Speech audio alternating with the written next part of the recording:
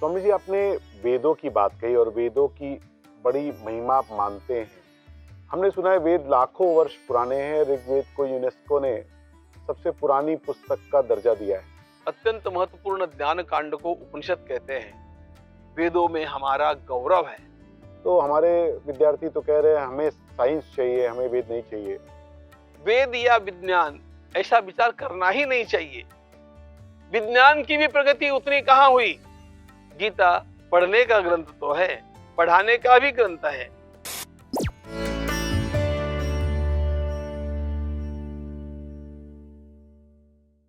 स्वामी जी, आपने वेदों की बात कही और वेदों की बड़ी महिमा आप मानते हैं।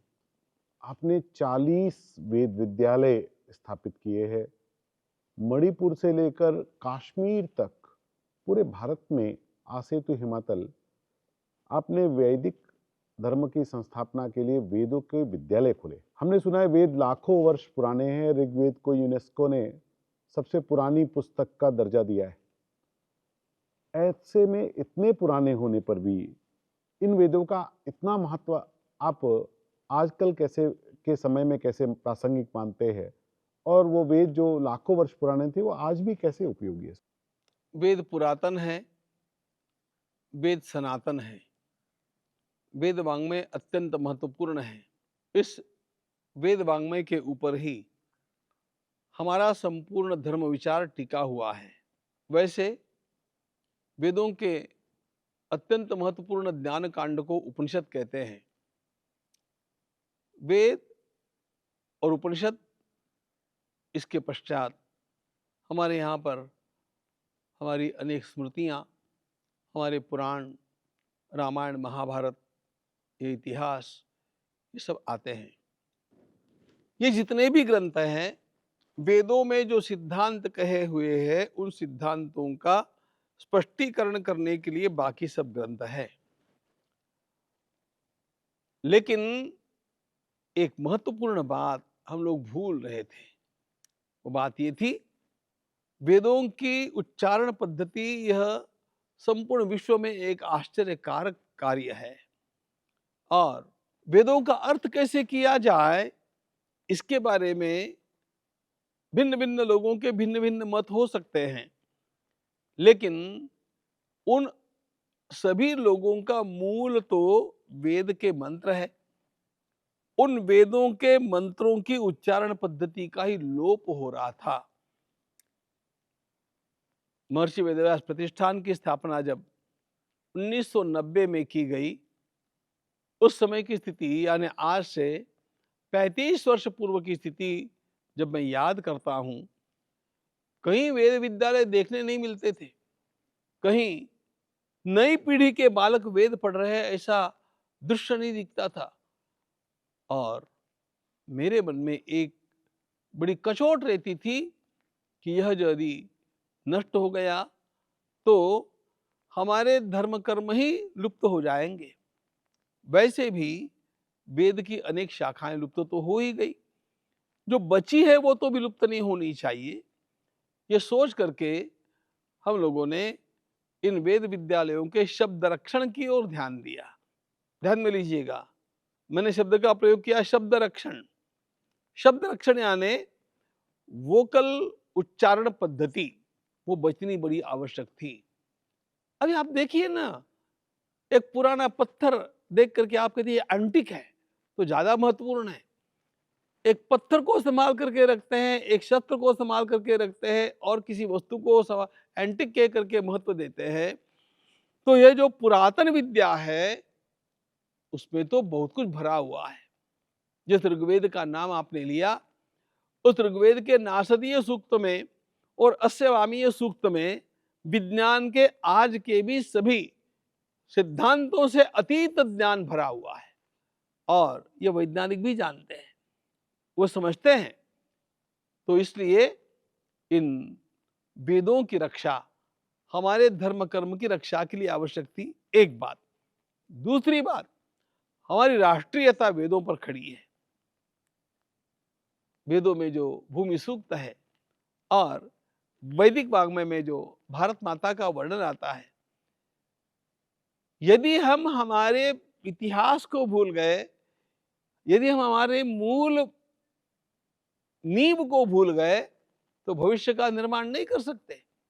आज ध्यान में लेना, सारा संसार गो टू द रूट्स इसकी ओर जा रहा है। वही समाज बचता है, वही राष्ट्र बचता है जिसकी स्वयं की अपनी पहचान अबाधित होती है, और उस पहचान को अबाधित रखने के लिए वेदों की रक्षा आवश्यक थी।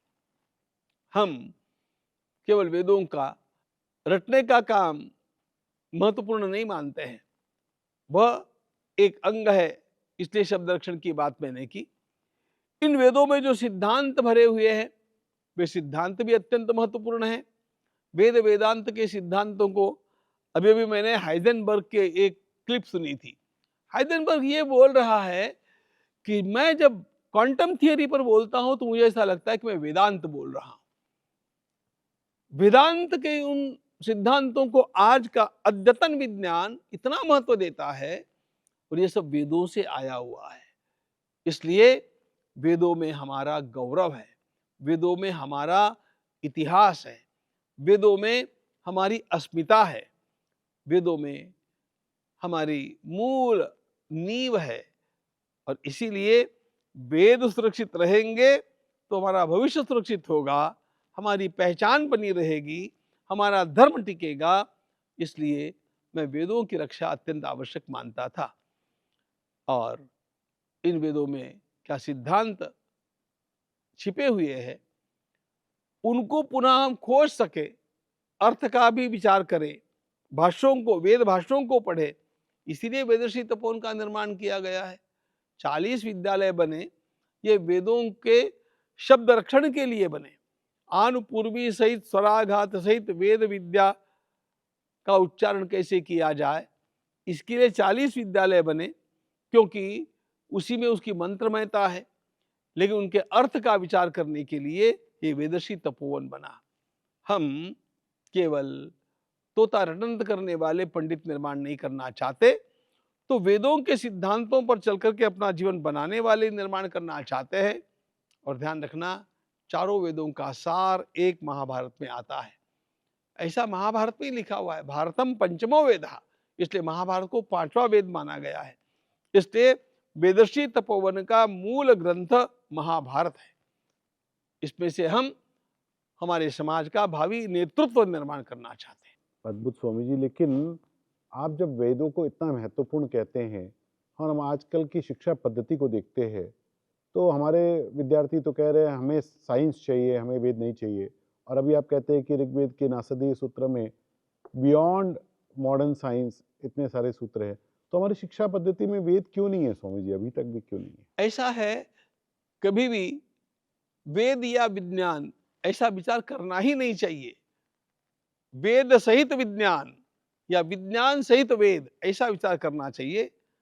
आइदर और नहीं, एज ऑल्सो, ये हमारी थिंकिंग की प्रोसेस होनी चाहिए। अब मैं आपको बता दूं, वेदों में कितना विज्ञान छिपा हुआ है। आधुनिक भारत में वेद के सर्वोत्तम भाष्यकार यदि कोई हुए हैं, तो उनका नाम है पंडित मधुसूदन ओझा। ये ओझा जी जयपुर के रहे, राजस्थान के रहे, और उन्होंने वेद के ऊपर जो भाष्य लिखा है, उन भाष्यों का नाम है वेद विज्ञान भाष्य, ऐसा है। हाँ, और उनके शिष्य रहे गिरधर शर्मा चतुर्वेदी। उन्होंने वेद के मंत्रों में से विज्ञान कैसे निकलता है, इस पर बड़ा लेखन किया है। उनके छात्र रहे कुलिश जी, उन्होंने भी इसके ऊपर इसी प्रकार से लिखा है, और ये परंपरा अभी भी राजस्थान पत्रिका में चालू है। हमारे गुलाब जी इसी काम को कर रहे हैं। विज्ञान को लेकर के वेदों की ओर देखना या वेदों को लेकर के विज्ञान की ओर देखना, यह अत्यंत आवश्यक बात है। अब हमारी शिक्षा पद्धति में यह क्यों नहीं आया, इसका मुख्य कारण आपको क्या बताऊं। इसका मुख्य कारण, जो सरकारें हमारे ऊपर शासन करती रही, उनको भारतीय अस्मिता का भान नहीं था। वे स्वयं भारतीयता के प्रेमी नहीं थे। उनको भारत की अस्मिता से भी विदेशों का अनुसरण ज्यादा अच्छा लगता था, और इसलिए एक भारतीय अस्मिता के शासन की आवश्यकता थी जो भारत के लिए काम करे। आप बताइए ना, हमारे यहाँ पर विज्ञान की भी प्रगति उतनी कहाँ हुई पहले जितनी इन 10 वर्षों में हुई। विज्ञान की प्रगति हम 70 वर्षों में नहीं कर पाए, इतनी हमारे वैज्ञानिकों को छूट इन 10 वर्षों में मिली। यह सीधी सीधी बात है। इसलिए भारत की अस्मिता होने की आवश्यकता है। मेरा राष्ट्र महान बनना चाहिए। मेरा राष्ट्र अन्य राष्ट्रों से अलग है। हमारी एक प्राचीन संस्कृति रही है, पुरानी परंपरा रही है, और हम विश्व में ज्ञान के क्षेत्र में सबसे अग्रगण्य रहे हैं। इन बातों को कभी भी लोगों के सामने लाया नहीं गया। मैं आपको एक सामान्य बात बताता हूं। प्रतिवर्ष बहुत सारी वैज्ञानिक कॉन्फ्रेंसेस होती है। किसी भी वैज्ञानिक सभा में भारतीय विज्ञान इस विषय पर भी एकाध व्याख्यान किया जाना चाहिए था।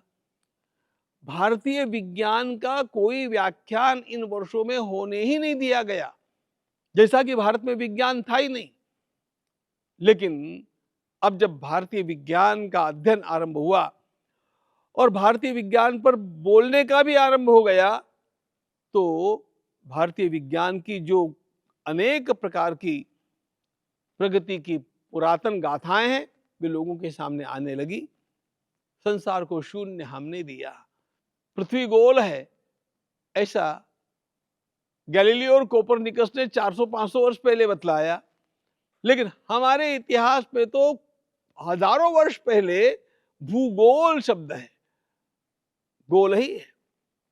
कल्पना कीजिएगा, किसी प्रकार के एपरेटस न होने पर भी ग्रहण को जानने की विद्या ये इस देश में कैसे प्राप्त हुई। हमारी उज्जैन की वेधशाला, जो संपूर्ण विश्व का केंद्र मानी जाती थी, ये सारी हमारी वैज्ञानिक प्रगति थी। लेकिन हमारी वैज्ञानिक प्रगति को छिपाया गया, हमारी वैज्ञानिक प्रगति की उपेक्षा की गई। वह उपेक्षा दूर होकर के अब जब लोगों के सामने ये सब बातें आती है, तो वेद अथवा विज्ञान ऐसा विषय नहीं रहेगा। वेद और विज्ञान हाथ में हाथ मिला करके चलते हैं, ये लोगों के ध्यान में आएगा। स्वामी जी, पुणे के पास मोशी में आपने वेदश्री तपोवन की स्थापना की। 14 एकड़ का विशाल ये परिसर, और अद्भुत, इतना सुंदर भी है। और इसमें आपकी दृष्टि ये है कि अद्यतन ढंग से वेदों का पुनर्स्थापन हो, उसके ऊपर रिसर्च हो। तो क्या ढंग से काम शुरू हो गया है, और अगले 10 वर्ष में हम इस काम को कहाँ तक देखने वाले हैं स्वामी जी? ये कार्य थोड़ा पहले भी आरंभ हो सकता था। बीच में कोविड के कारण सारी हमारी क्रियाएं ठप हो गई। इस कारण वेदश्री तपोवन का निर्माण कार्य भी रुक गया था। अब वो आधा पूरा हुआ है और बाकी जो होगा सो होता रहेगा। लेकिन शिक्षा संस्था आरंभ करने की दृष्टि से यह कार्य निर्माण का 3 वर्ष पहले पूरा हुआ। तब से हम उसमें लगे हैं, और निश्चित रूप से आने वाले 10 वर्षों में हम राष्ट्रीय विचारधारा के अत्यंत तेजस्वी युवक हम समाज को देंगे, और वेदों के मंत्रों के उच्चारण और वेदों में छिपे हुए अर्थ का अपने ऊपर प्रयोग करके कैसा उसका लाभ समाज को होता है, कृषि को होता है, स्वास्थ्य को होता है, इसका भी बहुत सारा मार्गदर्शन यहाँ के अनुसंधान से लोगों को प्राप्त होगा। स्वामी जी, अब थोड़े विषय पे आगे बढ़ते हैं। वेद और भगवत गीता ये आपके मूल विषय रहे, ये आपकी सबसे प्रिय बातें जीवन की रही, और इसलिए आपने एक वेदव्यास प्रतिष्ठान की स्थापना करी और एक गीता परिवार की स्थापना करी। भगवत गीता ये आपके जीवन में एकदम बाल्यकाल से जुड़ा है, ऐसा भी आपने इस पॉडकास्ट में भी हम लोग को बतलाया। और आपके सानिध्य में 5 वर्ष पूर्व लर्न गीता नाम का एक उपक्रम आरंभ हुआ है, और पूरे विश्व में इस समय इस उपक्रम की बड़ी चर्चा है। 180 देशों से 12 लाख साधक सीख रहे। ये स्वामी जी, जो नया प्रकार का उपक्रम आपके सानिध्य में खड़ा हुआ है, इसका क्या परिणाम भविष्य के भारत पर होगा? गीता परिवार का जो नया रूप मैं देख रहा हूँ, उसका जो विस्तार मैं देख रहा हूँ, यह तो जैसे भगवान का विश्वरूप दर्शन हुआ, वैसे गीता का विश्वरूप दर्शन हो रहा है, ऐसा मुझे लगता है। और इसका शिखर तब था जब प्रयागराज के इस गत महाकुंभ में हम लोगों ने 24 जनवरी के दिन मैत्री मिलन रखा हुआ था। वहां पर हमारे छोटे छोटे भाई बहनों ने जिस प्रकार का प्रत्यक्ष भगवत गीता का अध्ययन सामने रखा, उसको देख करके मैं ही केवल नहीं, वहां के साधु संत महात्मा भी चकित हो गए। संपूर्ण गीता कंठस्थ करना, यह तो बात हमने अनेक बार देखी है और ऐसे असंख्य लोग पहले से होते आए हैं। लेकिन अच्छा, पूज्य स्वामी रामसूदास जी महाराज की उपस्थिति में मैंने ये भी देखा कि गीता को श्लोकांक सहित कंठस्थ करना, यहां तक तो मैंने देखा हुआ था, लेकिन अवरोही क्रम से भी गीता को पढ़ना और गीता के एक एक श्लोक को टाल करके 1, 3, 5 इस प्रकार से उसका पठन करना, 3 के पहाड़े में उसका पठन करना, वह पठन अवरोही क्रम से भी करना, ये तो सब बातें जब मैंने देखी तो सारे साधु संतों के साथ मैंने भी कह दिया कि हम तो हार गए। इतना सुंदर ये सारा प्रदर्शन था। गीता आप लोगों ने इस ढंग से लोगों तक पहुंचाई है और इस ढंग से लोग उसको ग्रहण कर रहे हैं कि देख करके आश्चर्य होता है, आनंद भी होता है। जो गीता का इस प्रकार अध्ययन करेगा, अपने आप उसके स्वास्थ्य से लेकर के उसके स्वार्थ परमार्थ तक सारी की सारी बातें उसके जीवन में सिद्ध होती जाएगी, ये मेरा विश्वास है। अब जो मैंने वेदों के लिए बतलाया वही पुनः बतलाता हूं।